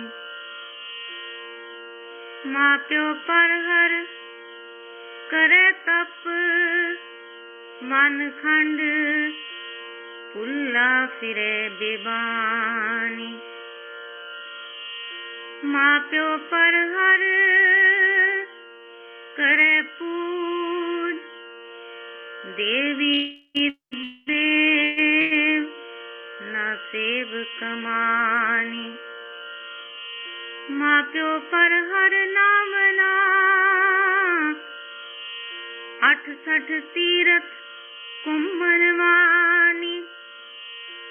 माँ प्यो पर हर करे दान बेईमान अज्ञान परानी। माँ प्यो पर हर भरत कर मर्ज में परम पुलानी। गुर परमेश्वर सार ना जानी। गुर परमेश्वर सार ना जानी। ਭਾਈ ਗੁਰਦਾਸ ਜੀ ਦੀ ਵਾਰ ਨੰਬਰ 37 ਦੀ ਪੌੜੀ ਨੰਬਰ 13 ਉਸ ਵਿੱਚ ਆਪ ਕਹਿੰਦੇ ਹਨ ਕਿ ਮਾਂ ਪਿਓ ਪਰ ਹਰ ਸੁਣੈ ਵੇਦ ਭੇਦ ਨਾ ਜਾਣੈ ਕਥਾ ਕਹਾਣੀ। ਪਰ ਹਰ ਦਾ ਮਤਲਬ ਹੁੰਦਾ ਹੈ ਤਿਆਗ ਕੇ, ਇਗਨੋਰ ਕਰਕੇ, ਉਹਨਾਂ ਦਾ ਧਿਆਨ ਨਾ ਰੱਖ ਕੇ। ਤਾਂ ਸਾਰੀ ਪੌੜੀ ਦੇ ਵਿੱਚ ਇਹ ਲਫ਼ਜ਼ ਰਿਪੀਟ ਹੋ ਰਹੇ ਹਨ ਬਾਰ-ਬਾਰ, ਮਾਂ ਪਿਓ ਪਰ ਹਰ। ਤਾਂ ਦੂਜੇ ਹਿੱਸੇ ਦੇ ਵਿੱਚ ਉਹ ਕਹੇ ਜਾਂਦੇ ਧਾਰਮਿਕ ਕਰਮ ਜਿਹੜੇ ਹਨ ਉਹਨਾਂ ਦਾ ਇੱਕ ਇੱਕ ਕਰਕੇ ਜ਼ਿਕਰ ਕਰਦੇ ਹਨ ਕਿ ਮਾਂ ਪਿਓ ਦੀ ਸੇਵਾ ਨਾ ਕਰੇ ਤੇ ਵੇਦ ਪੜ੍ਹੇ, ਵੇਦ ਸੁਣੇ ਤੇ ਜੋ ਅਸਲੀਅਤ ਉਹਦੇ 'ਚ ਕਥਾ ਕਹਾਣੀ ਆਈ ਹੈ ਵੇਦਾਂ ਦੇ ਅੰਦਰ ਜੋ ਗਿਆਨ ਹੈ ਉਹ ਤਾਂ ਤੈਨੂੰ ਸਮਝ ਨਹੀਂ ਆਇਆ। ਫਿਰ ਤੂੰ ਤਪ ਕਰੇ ਤੇ ਫਿਰ ਉਹ ਤਾਂ ਇਸ ਤਰ੍ਹਾਂ ਹੀ ਆ ਜਿਵੇਂ ਕੋਈ ਬੰਦਾ ਬੀਆਬਾਨ ਜੰਗਲ ਦੇ ਵਿੱਚ ਭੁੱਲਾ ਭਟਕਦਾ ਫਿਰੇ। ਜੇ ਮਾਂ ਪਿਓ ਦੇ ਇਗਨੋਰ ਕਰਕੇ ਤੇ ਪੂਜਾ ਕਰੇ ਤੇ ਦੇਵੀ ਦੇਵਤੇ ਜਿਹੜੇ ਹਨ ਉਹਨਾਂ ਨੂੰ ਪ੍ਰਸੰਨ ਕਰਨ ਦੀ ਕੋਸ਼ਿਸ਼ ਕਰੇ, ਉਹ ਵੀ ਕਿਸੇ ਅਰਥ ਨਹੀਂ ਹੈ। ਜੇ 68 ਤੀਰਥਾਂ ਤੇ ਨਹਾਵੇ ਤਾਂ ਉਹ ਵੀ ਐਵੇਂ ਹੀ ਹੈ ਜਿਵੇਂ ਬਸ ਹਵਾ ਘੁੰਮਣ ਵਾਲੀ ਹੈ, ਜਿਵੇਂ ਚੱਕਰਵਾਤ ਹੁੰਦਾ ਹੈ। ਜੇ ਤੂੰ ਦਾਨ ਕਰੇ ਤਾਂ ਉਹ ਵੀ ਮਾਨੋ ਇਸ ਤਰ੍ਹਾਂ ਹੈ ਜਿਵੇਂ ਕੋਈ ਬੇਈਮਾਨ ਅਗਿਆਨ ਬੰਦਾ ਹੈ ਤੇ ਉਹ ਆਪਣੇ ਬੇਈਮਾਨੀ ਦੀ ਕਮਾਈ ਵਿੱਚੋਂ ਦਾਨ ਕਰ ਰਿਹਾ ਹੈ। ਜੇ ਤੂੰ ਮਾਂ ਪਿਓ ਦਾ ਨੂੰ ਧਿਆਨ ਨਾ ਰੱਖ ਕੇ ਵਰਤ ਰੱਖੇ ਤਾਂ ਵੀ ਤੂੰ ਮਰ ਜੰਮੇ ਭਰਮ ਭੁਲਾਣੀ। ਇਸ ਭਰਮ ਦੇ ਵਿੱਚ ਭੁੱਲਿਆ ਹੋਇਆ ਮੁੜ ਕੇ ਜਨਮ ਮਰਨ ਦੇ ਗੇੜ ਵਿੱਚ ਹੀ ਪਿਆ ਰਹੇਗਾ। ਤੋ ਅਸਲ ਦੇ ਵਿੱਚ ਤੂੰ ਗੁਰੂ ਪਰਮੇਸ਼ਰ ਦੀ ਸਾਰ ਨਹੀਂ ਜਾਣੀ, ਤੈਨੂੰ ਸਮਝ ਨਹੀਂ ਆਈ ਕਿ ਗੁਰੂ ਦਾ ਉਪਦੇਸ਼ ਕੀ ਹੈ, ਪਰਮੇਸ਼ਰ ਨਾਲ ਮਿਲਣਾ ਕਿਵੇਂ ਹੈ। ਜਿਹੜਾ ਬੰਦਾ ਮਾਂ ਪਿਓ ਦੀ ਸੇਵਾ ਨਹੀਂ ਕਰਦਾ ਤੇ ਦੂਜੇ ਕਰਮ ਕਾਂਡਾਂ 'ਚ ਖਚਤ ਰਹਿੰਦਾ ਹੈ, ਉਹ ਆਪਣਾ ਜੀਵਨ ਅਜਾਈਂ ਗਵਾਉਂਦਾ ਹੈ। ਸੋ ਹੁਣ ਸਵਾਲ ਹੈ ਕਿ ਕੀ ਸਰਾਧਾਂ ਵਿੱਚ ਦਿੱਤਾ ਹੋਇਆ ਸਮਾਨ ਪਿਤਰਾਂ ਨੂੰ ਪਹੁੰਚਦਾ ਹੈ? ਇਤਿਹਾਸ ਦੇ ਅੰਦਰ ਇੱਕ ਦੁਨੀ ਚੰਦ ਦੀ ਸਾਖੀ ਵੀ ਆਉਂਦੀ ਹੈ। ਗੁਰੂ ਨਾਨਕ ਪਾਤਸ਼ਾਹ ਨੇ ਵੀ ਉਹਨੂੰ ਸਰਾਧ ਕਰਦੇ ਮੌਕੇ ਦੇ ਉੱਤੇ ਉਸਨੂੰ ਉਪਦੇਸ਼ ਕੀਤਾ ਸੀਗਾ। ਬੜੇ ਇੰਟਰਸਟਿੰਗ ਤਰੀਕੇ ਦੇ ਨਾਲ ਉਹਨੂੰ ਇਹ ਸਮਝਾਇਆ ਸੀਗਾ ਕਿ ਵੀ ਦੁਨੀਆ ਦੇ ਵਿੱਚ ਜਿਹੜੀਆਂ ਚੀਜ਼ਾਂ ਨੇ ਉਹ ਪਿਤਰਾਂ ਨੂੰ ਕਿਵੇਂ ਪਹੁੰਚ ਸਕਦੀਆਂ ਨੇ। ਉਹਨੂੰ ਇੱਕ ਸੂਈ ਦੇ ਕੇ ਵੀ ਆਖਿਆ ਸੀ ਵੀ ਚਲੋ ਅਗਲੇ ਜਦੋਂ ਜਨਮ ਮਿਲੇਗਾ ਤੇ ਤੂੰ ਮੈਨੂੰ ਇਹ ਸੂਈ ਉੱਥੇ ਪਹੁੰਚਾ ਦੇਵੀਂ।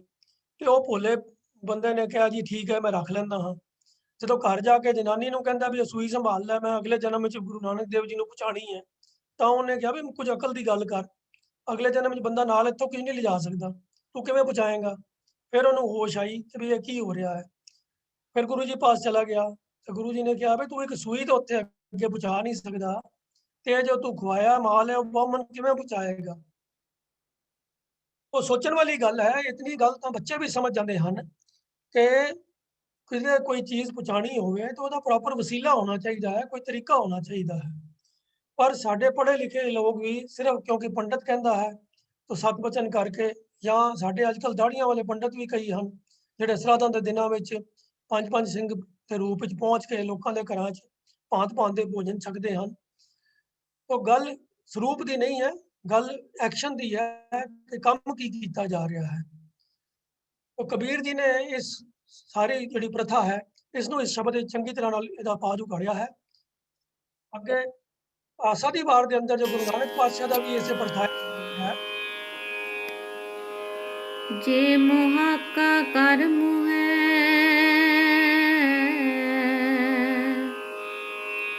ਕਰ ਮੋਏ ਪਿਤਰੀ ਦੇ अग्गै वस्त सिंझानिए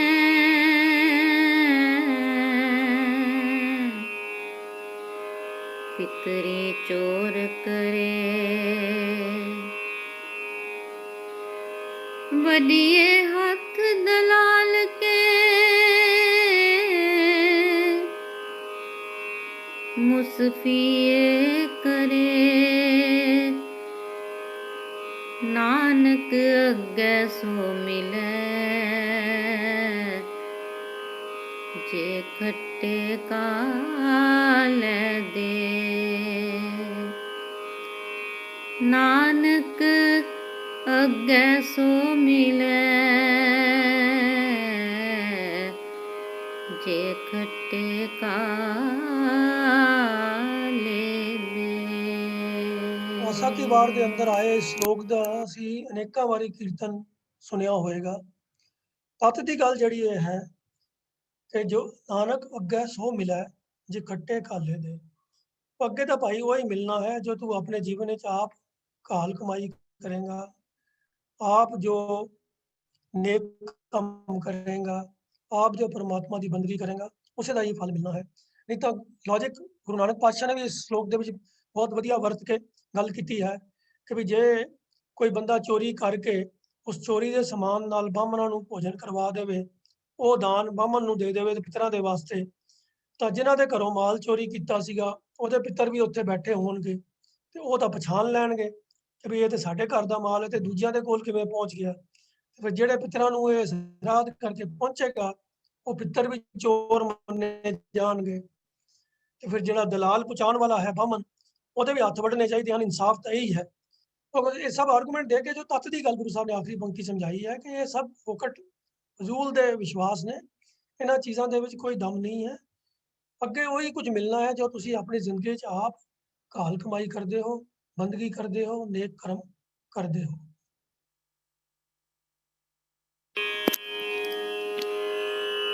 माटी के कर देवी देवा तिस आगे जियो दे माटी के कर देवी देवा तिस आगे जियो दे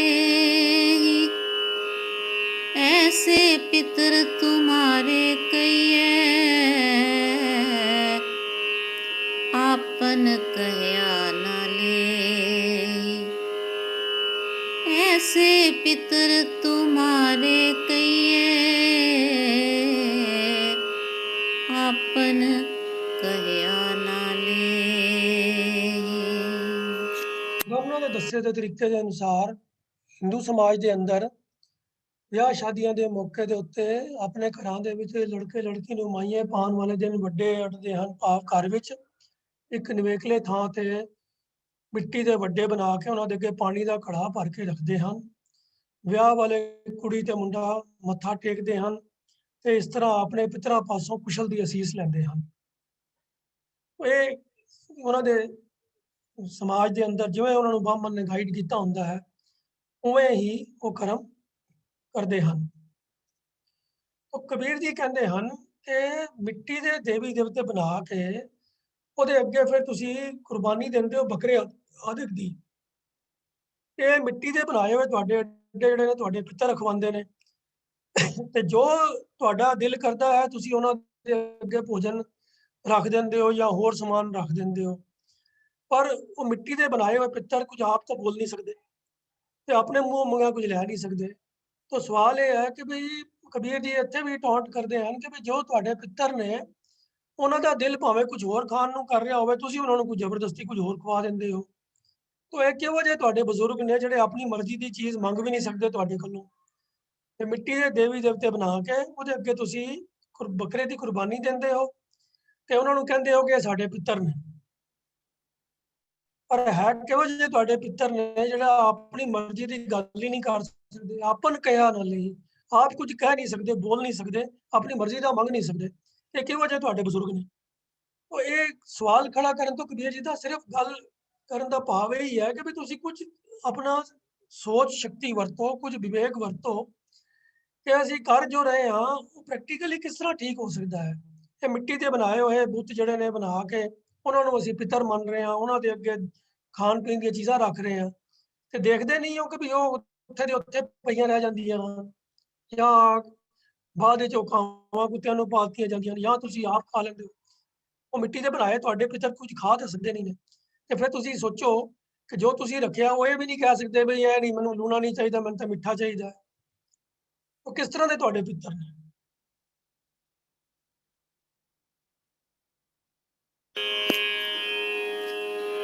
ਸਰ ਜਿਉ ਕਾਟੈ ਨਿਰਜਿਉ ਪੂਜੈ ਅੰਤ ਕਾਲ ਕੋ ਪਾਰੀ।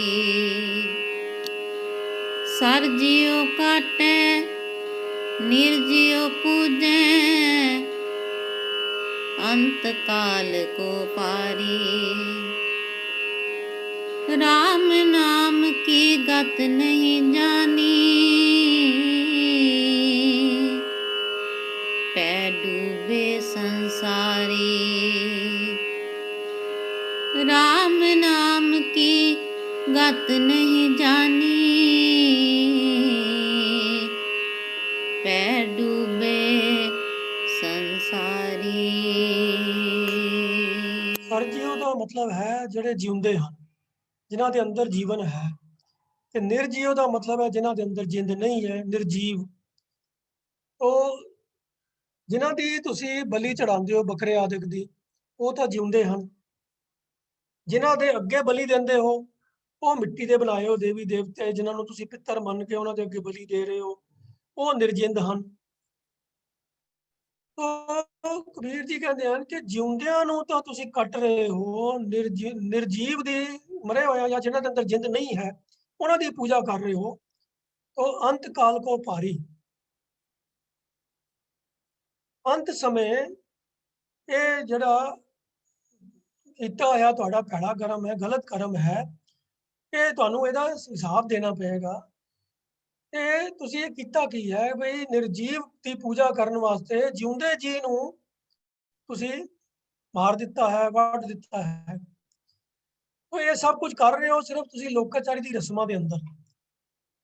ਤੋ ਨਿਰਜਿੰਦ ਨੂੰ ਪੂਜ ਕੇ ਜਿਉਂਦੇ ਜੀ ਨੂੰ ਮਾਰ ਕੇ ਤੁਸੀਂ ਆਪਣਾ ਪਰਲੋਕ ਵੀ ਵਿਗਾੜ ਰਹੇ ਹੋ, ਆਪਣਾ ਅਗਲਾ ਸਮਾਂ ਜਿਹੜਾ ਹੈ, ਕਿਉਂਕਿ ਕਰਮ ਮਾੜੇ ਕਰ ਰਹੇ ਹੋ, ਗਲਤ ਕੰਮ ਕਰ ਰਹੇ ਹੋ, ਇਹ ਤੁਸੀਂ ਆਪਣਾ ਅੱਗਾ ਵੀ ਵਿਗਾੜ ਰਹੇ ਹੋ, ਜਿਹਦਾ ਤੁਹਾਨੂੰ ਆਪ ਨੂੰ ਲੇਖਾ ਦੇਣਾ ਪਏਗਾ। ਰਾਮ ਨਾਮ ਕੀ ਗਤ ਨਹੀਂ ਜਾਣੀ, ਉਸ ਆਤਮਕ ਅਵਸਥਾ ਦੀ ਤਾਂ ਤੁਹਾਨੂੰ ਸਮਝ ਨਹੀਂ ਆਉਂਦੀ ਕਿ ਭਈ ਆਪਣੇ ਜੀਵਨ ਨੂੰ ਸਵਾਰਨ ਵਾਸਤੇ, ਆਪਣਾ ਲੋਕ ਪਰਲੋਕ ਸੁਹੇਲਾ ਕਰਨ ਵਾਸਤੇ ਕੀ ਕਰਮ ਕਰਨਾ ਹੁੰਦਾ ਹੈ, ਕੀ ਕੀਤਿਆਂ ਮਨੁੱਖਾ ਜੀਵਨ ਦਾ ਮਨੋਰਥ ਸਫਲ ਹੁੰਦਾ ਹੈ, ਪ੍ਰਾਪਤੀ ਹੁੰਦੀ ਹੈ ਪਰਮਾਤਮਾ ਦੀ। ਤੇ ਉਹ ਤਰੀਕਾ ਹੈ ਕੇਵਲ ਤੇ ਕੇਵਲ ਪ੍ਰਭੂ ਦਾ ਨਾਮ ਜਪਣਾ। ਪਰ ਤੁਸੀਂ ਸਿਰਫ ਪੰਡਤ ਦੇ ਆਖੇ ਤੇ ਲੋਕਾਚਾਰੀ ਦੇ ਰਸਮਾਂ ਦੇ ਡਰ ਦੇ ਕਾਰਨ ਇਹ ਸਾਰੇ ਜਿਹੜੇ ਗਲਤ ਕੰਮ ਨੇ, ਨਿਰਜੀਵ ਦੀ ਪੂਜਾ ਕਰਨ ਵਾਸਤੇ ਜਿਉਂਦੇ ਜੀਆਂ ਦੀ ਬਲੀ ਦੇਣ ਵਾਲੇ ਕੰਮ ਜਿਹੜੇ ਕਰਦੇ ਹੋ, ਇਹ ਤੁਸੀਂ ਇੱਕ ਤਰੀਕੇ ਦੇ ਨਾਲ ਆਪਣਾ ਅਗਲਾ ਆਉਣ ਵਾਲਾ ਸਮਾਂ ਜਿਹੜਾ ਹੈ ਉਹਨੂੰ ਵੀ ਵਿਗਾੜ ਰਹੇ ਹੋ ਔਰ ਆਪਣੀ ਆਤਮਿਕ ਅਵਸਥਾ ਜਿਹੜੀ ਆ ਉਹਨੂੰ ਵੀ ਨੀਵਾਂ ਕਰ ਰਹੇ ਹੋ। ਜੋ ਕਰਮ ਤੁਹਾਡੇ ਕਰਨ ਦੇ ਲਾਇਕ ਹਨ ਉਸ ਨੂੰ ਪਛਾਣਨ ਦੀ ਬਜਾਏ ਤੁਸੀਂ ਸਿਰਫ ਲੋਕਾਚਾਰੀ ਦੇ ਕੰਮ ਕਰਕੇ ਹੀ ਇਹ ਕੰਮ ਭੈ ਦੇ ਅਧੀਨ ਆਪਣਾ ਨੱਕ ਬਚਾਉਣ ਵਾਸਤੇ ਕਰਦੇ ਹੋ। तो सवाल ये है कि जे सुंदर जी पाती तोरे मालिनी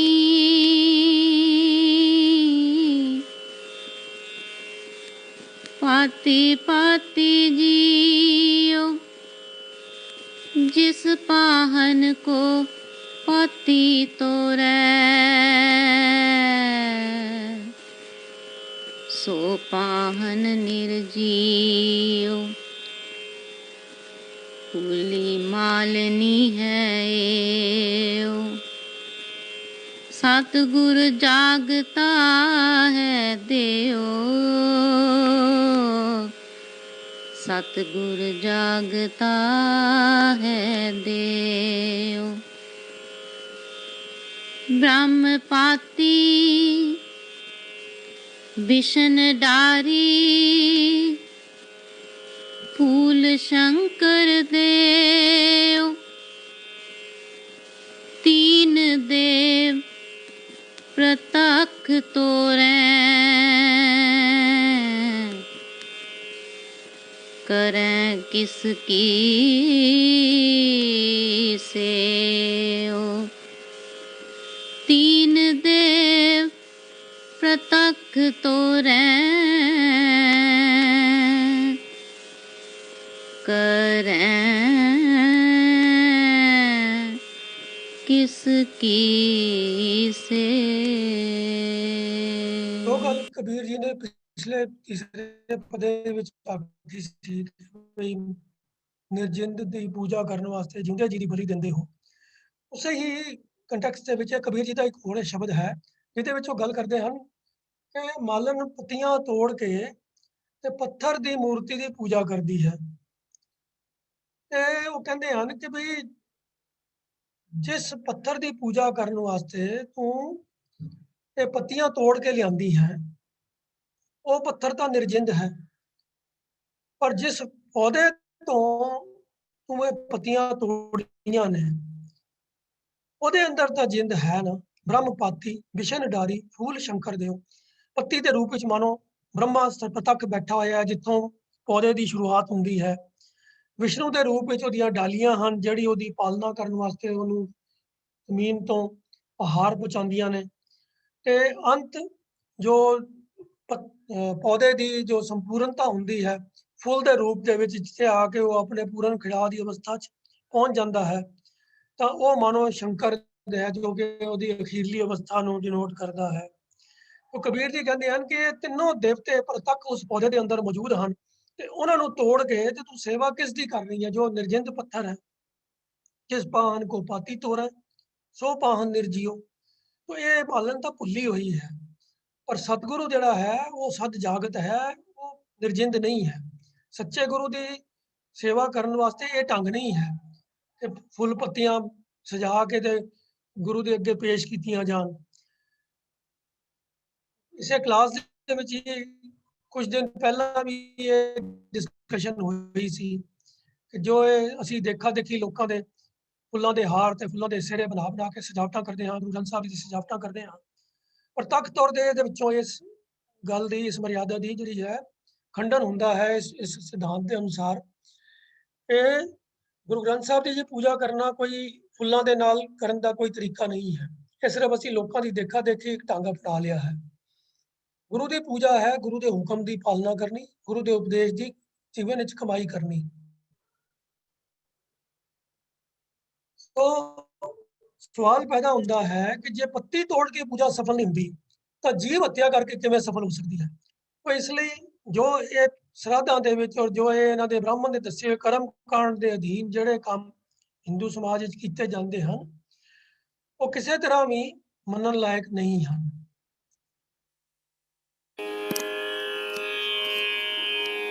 जी बधो सो धर्म कर थापो अधर्म कहो कत पाए।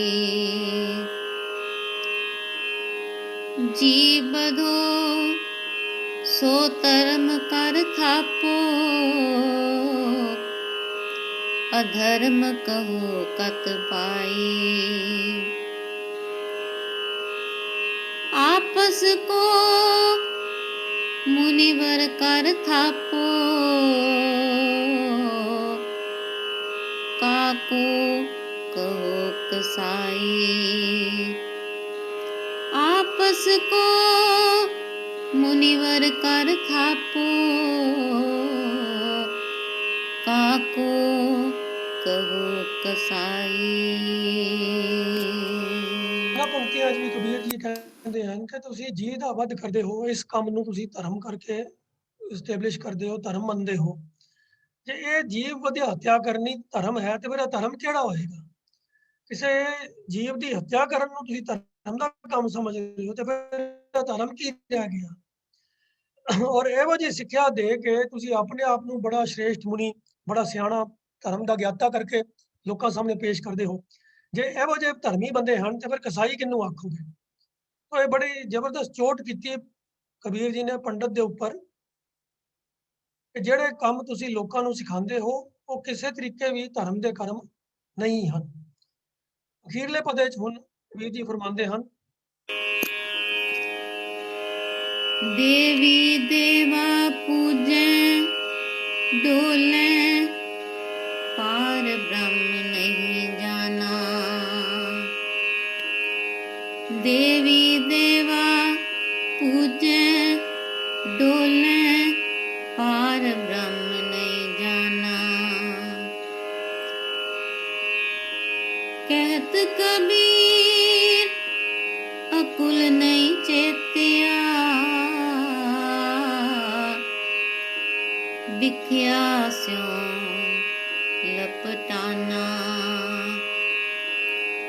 कहत कबीर अकुल नहीं चेतिया,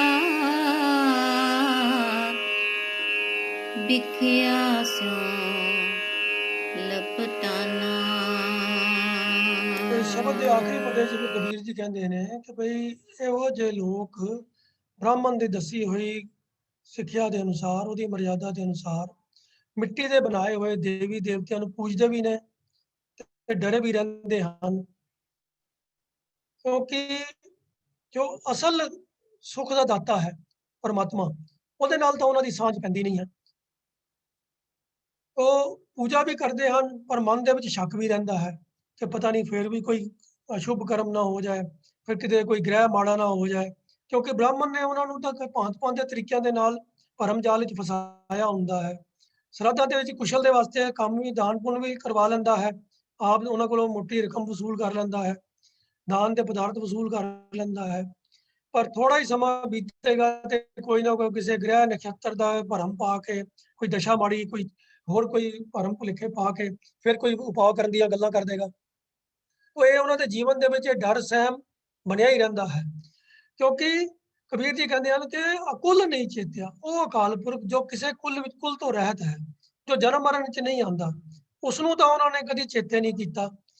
ਤੇ ਉਹਨਾਂ ਦੀ ਜਿਹੜੀ ਸਾਰੀ ਸੋਚ ਹੈ ਉਹ ਕੇਵਲ ਦੁਨਿਆਵੀ ਸੁੱਖ ਆਰਾਮ, ਦੁਨਿਆਵੀ ਧਨ ਪਦਾਰਥ ਇਕੱਠੇ ਕਰਨ ਤੇ ਇਹਨਾਂ ਕਰਮ ਕਾਂਡਾਂ 'ਚ ਫਸੇ ਹੋਏ ਹੈ ਬੀਤ ਜਾਂਦੀ ਹੈ।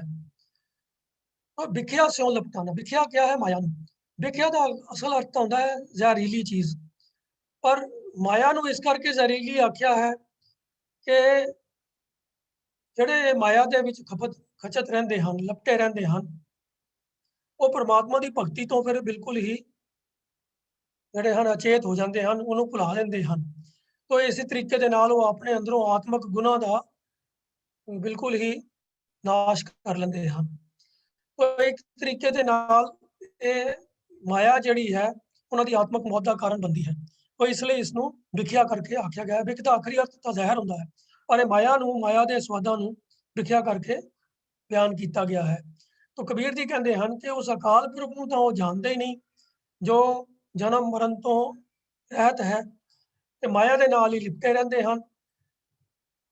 ਉਹ ਦੇਵੀ ਦੇਵਤਿਆਂ ਦੀ ਪੂਜਾ ਕਰਦੇ ਵੀ ਹਨ ਪਰ ਡਰੇ ਸਹਿਮੇ ਵੀ ਰਹਿੰਦੇ ਹਨ ਤੇ ਫਿਰ ਕਿਤੇ ਕੋਈ ਮਾੜਾ ਨਾ ਹੋ ਜਾਵੇ। ਤੋ ਇਹ ਸਾਰੇ ਸ਼ਬਦ ਦੇ ਅੰਦਰ ਕਬੀਰ ਜੀ ਨੇ ਜੋ ਇਹ ਸ਼ਰਧਾ ਦਾ ਜੋ ਭਰਮ ਜਾਲ ਹੈ, ਜੋ ਬ੍ਰਾਹਮਣ ਨੇ ਆਪਣੇ ਜਜਮਾਨਾਂ ਦੇ ਗਲੇ 'ਚ ਪਾਇਆ ਹੋਇਆ ਹੈ, ਕਬੀਰ ਜੀ ਨੇ ਉਹਦੀ ਪੂਰੀ ਤਰ੍ਹਾਂ ਨਾਲ ਨਿਖੇਧੀ ਕੀਤੀ ਹੈ। ਬ੍ਰਾਹਮਣ ਦੇ ਦੱਸੇ ਹੋਏ ਹਰ ਕਰਮਕਾਂਡ ਦੇ ਉੱਤੇ ਸਵਾਲ ਖੜਾ ਕੀਤਾ ਹੈ ਕਿ ਦੱਸੋ ਕਿਵੇਂ ਤੁਸੀਂ ਇਹ ਸਮਾਨ ਉਹਦੇ ਤੱਕ ਪਹੁੰਚਾ ਸਕਦੇ ਹੋ, ਕਿਵੇਂ ਤੁਹਾਡਾ ਖਾਧਾ ਹੋਇਆ ਸਮਾਨ ਜਾਂ ਕਾਵਾਂ ਕੁੱਤਿਆਂ ਨੂੰ ਪਾਇਆ ਹੋਇਆ ਸਮਾਨ ਜਿਹੜਾ ਹੈ ਉਹ ਸ਼ਰਧਾ, ਉਹ ਪਿਤਰਾਂ ਤੱਕ ਪਹੁੰਚਦਾ ਹੈ, ਕਿਵੇਂ ਜਿਹੜੇ ਤੁਸੀਂ ਇਹ ਮਿੱਟੀ ਦੇ ਦੇਵੀ ਦੇਵਤਿਆਂ ਦੀ ਪੂਜਾ ਕਰਾਉਣ ਵਾਸਤੇ ਜੀਵਾਂ ਦੀ ਹੱਤਿਆ ਕਰਦੇ ਹੋ, ਇਹ ਹੱਤਿਆ ਦਾ ਕਰਮ ਕਰਕੇ ਤੁਸੀਂ ਆਪਣੇ ਆਪ ਨੂੰ ਧਰਮੀ ਅਖਵਾਉਂਦੇ ਹੋ। ਜੇ ਇਹ ਕੰਮ ਧਰਮ ਦਾ ਹੈ ਤੇ ਮੇਰਾ ਧਰਮ ਕੀ ਹੋਏਗਾ? ਸੋ ਇਹ ਸ਼ਬਦ ਦੇ ਅੰਦਰ ਪ੍ਰਤੱਖ ਤੌਰ ਦੇ ਉੱਤੇ ਕਬੀਰ ਜੀ ਨੇ ਸ਼ਰਾਧਾਂ ਵਾਲੇ ਜਿਹੜੀ ਕਰਮਕਾਂਡ ਹੈ ਉਹਦੀ ਨਿਖੇਧੀ ਕੀਤੀ ਹੈ। ਤੇ ਜੇ ਇਸ ਸ਼ਬਦ ਨੂੰ ਪੜ੍ਹ ਕੇ ਸਮਝ ਕੇ ਫਿਰ ਵੀ ਕੋਈ ਆਪਣੇ ਬਜ਼ੁਰਗਾਂ ਦੀ ਯਾਦ ਮਨਾਉਂਦਾ ਫਿਰੇ, ਗੁਰਦੁਆਰਿਆਂ ਤੋਂ ਜਾਂ ਹੋਰ ਕਿਸੇ ਵੀ ਧਾਰਮਿਕ ਬੰਦਿਆਂ ਨੂੰ ਬੁਲਾ ਕੇ ਭੋਜਨ ਖਵਾਉਂਦਾ ਰਹੇ, ਇਹ ਸੋਚ ਕੇ ਕਿ ਅੱਗੇ ਸਾਡੇ ਬੈਠੇ ਪਿਤਰਾਂ ਨੂੰ ਪਹੁੰਚ ਜਾਏਗਾ, ਉਹਨਾਂ ਦੀ ਸਾਡੇ ਉੱਤੇ ਸਵੱਲੀ ਨਜ਼ਰ ਬਣੀ ਰਹੇਗੀ, ਸਾਡੇ ਘਰ ਵਿੱਚ ਕੁਸ਼ਲ ਮੰਗਲ ਰਹੇਗਾ, ਤਾਂ ਇਹ ਬਿਲਕੁਲ ਉਹੀ ਗੱਲ ਹੋਏਗੀ ਕਿ ਹਾਥ ਦੀਪ ਕੁएं ਪਰ। तो ਗੁਰਬਾਣੀ ਦੀ ਸ਼ਰਧਾ ਦਾ ਦਾਵਾ ਕਰਨ ਵਾਲੇ ਬੰਦੇ ਉਹਨਾਂ ਨੂੰ ਤੇ ਹਰ ਹਾਲਤ ਸੋਚ ਲੈਣਾ ਚਾਹੀਦਾ ਹੈ ਜੇ ਗੁਰਬਾਣੀ ਦੇ ਉੱਤੇ ਭਰੋਸਾ ਰੱਖਣਾ ਤਾਂ ਫਿਰ ਇਹ ਸ਼ਰਧਾ ਵਰਗੇ ਨਿਖਿੱਧ ਕੰਮ ਜਿਹੜੇ ਹਨ ਉਹਨਾਂ ਦਾ ਤਿਆਗ ਕਰਨਾ ਹੀ ਪਏਗਾ।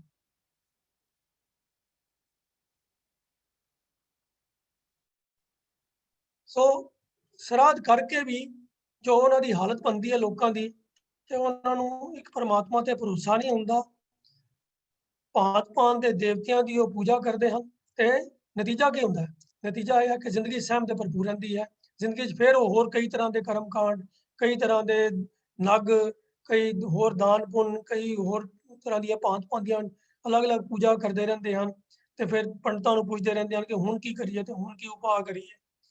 ਤੋ ਜੇ ਇਸ ਤਰੀਕੇ ਦੀ ਡਰੀ ਸਹਿਮੀ ਜ਼ਿੰਦਗੀ ਜਿਉਣੀ ਹੈ ਤਾਂ ਜਿਨ੍ਹਾਂ ਨੂੰ ਇਹ ਵਾਲਾ ਜ਼ਿੰਦਗੀ ਦਾ ਜੀਵਨ ਦਾ ਢੰਗ ਪਸੰਦ ਹੈ ਉਹਨਾਂ ਨੂੰ ਇਹ ਮੁਬਾਰਕ ਹੈ। ਪਰ ਜਿਹੜੇ ਗੁਰਮਤਿ ਦੇ ਗਾਡੀ ਰਾਹ ਤੇ ਚੱਲਣਾ ਚਾਹੁੰਦੇ ਹਨ, ਸਿੱਧੇ ਰਸਤੇ ਚੱਲਣਾ ਚਾਹੁੰਦੇ ਹਨ, ਪ੍ਰਭੂ ਪਰਮਾਤਮਾ ਦੇ ਨਾਲ ਪਿਆਰ ਪਾਉਣਾ ਚਾਹੁੰਦੇ ਹਨ ਤਾਂ ਉਹ ਗੁਰਬਾਣੀ ਦੀ ਓਟ ਆਸਰਾ ਲੈਣ ਤੇ ਉਹ ਜਨਖਿਤ ਕਰਮਾਂ ਦਾ ਤਿਆਗ ਕਰ ਦੇਣ। ਤਾਂ ਗੁਰਬਾਣੀ ਅਨੁਸਾਰ ਜ਼ਿੰਦਗੀ 'ਚ ਕੁਸ਼ਲ ਕਿਵੇਂ ਹੁੰਦਾ ਹੈ? एक कुशल मोको सतगुरु बताया, हर जो किछ करे सो हर के अपगता पाया। जन नानक हो मैं मार समाया, इन बिद कुशल होत मेरे पाई,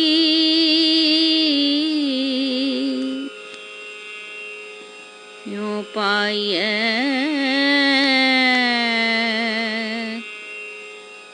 हर राम सहाय।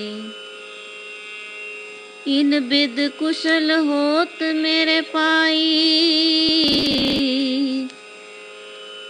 यूं पाइए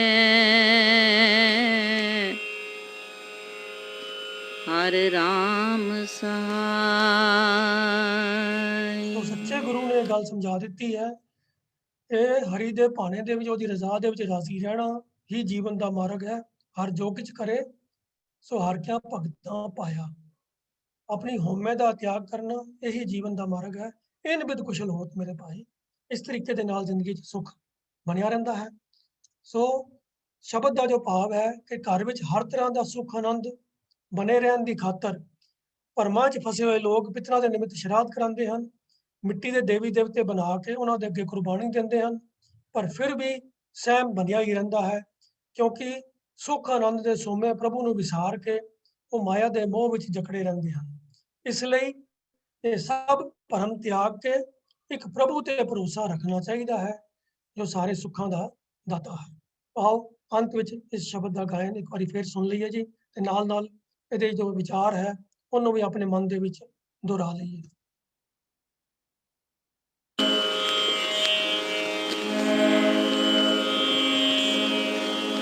मोको कुशल बताओ कोई, मोको कुशल बताओ कोई,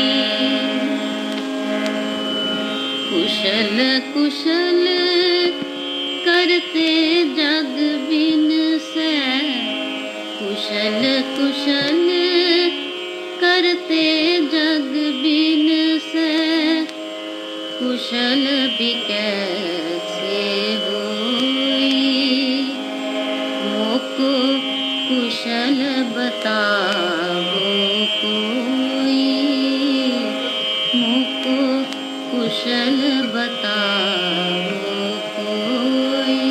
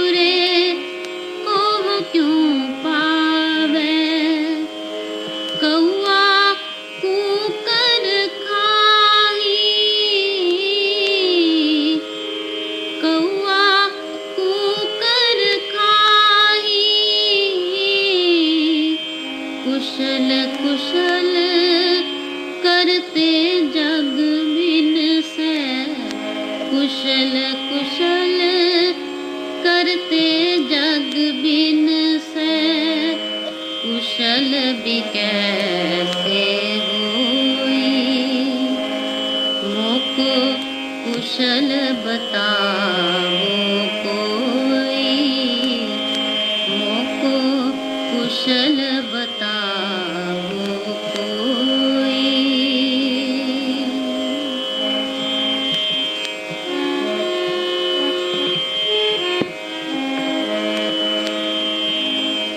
माटी के कर देवी देवा, माटी के कर देवी देवा, तिस आगे जियो देही, तिस आगे जियो देही। ऐसे पितर तुम्हारे कहिए, ऐसे पितर तुम्हारे कहिए। आपन कहिया ना लेही, आपन कहिया ना लेही। कुशल कुशल करते जग बिन से, कुशल कुशल करते जग बिन से। कुशल बिकै से होई, मोको कुशल बताओ कोई, मोको कुशल बताओ कोई।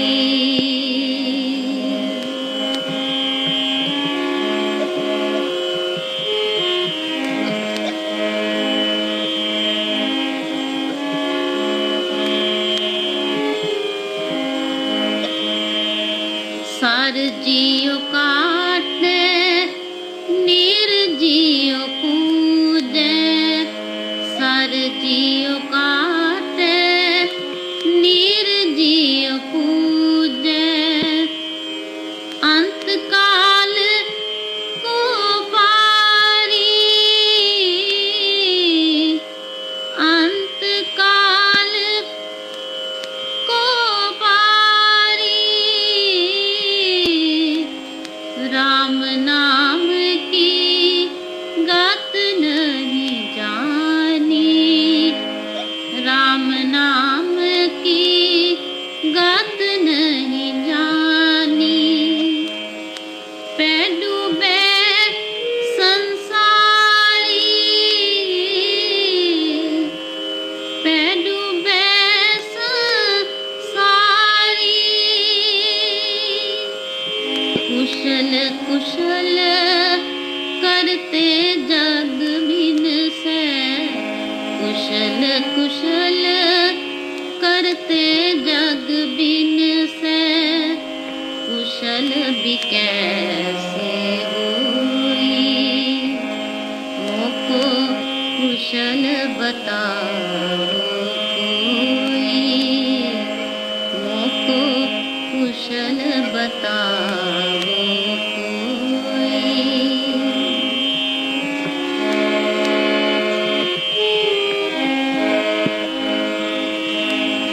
देवी देवा पूजे डोले, देवी देवा पूजे डोले। पार ब्रह्म नहीं जाना, पार ब्रह्म नहीं जाना। कहत कबीर अकुल नहीं चेतिया, कहत कबीर अकुल नहीं चेतिया। बिखिया स्यों लपटाना, बिखिया स्यों लपटाना। कुशल कुशल करते जग बिन से, कुशल कुशल करते जग कुशल बिकैसे होई, मोको कुशल बताओ कोई, मोको कुशल बताओ कोई, मोको कुशल बताओ कोई।